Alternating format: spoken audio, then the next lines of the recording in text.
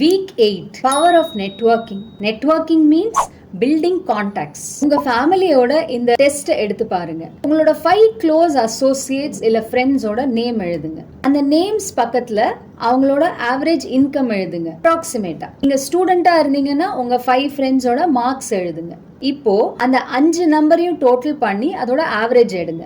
Now the shocking part, அந்த average எடுத்து ஒரு நம்பர் போட்டிருக்கீங்கல்ல, அதுதான் உங்க இன்கம், அதுதான் உங்களோட marks. This is called the power of 5. Great people என்ன சொல்றாங்கன்னா, your income is the average of the 5 closest people you move with. இப்போ உங்க இன்கம் இன்க்ரீஸ் பண்ணணும்னா நீங்க என்ன பண்ணணும்? உங்களோட மார்க்ஸ் இன்க்ரீஸ் பண்ணணும்னா நீங்க என்ன பண்ணணும்? Change your association, change your friends. இந்த வாரத்துக்கான challenge, go and join a community club.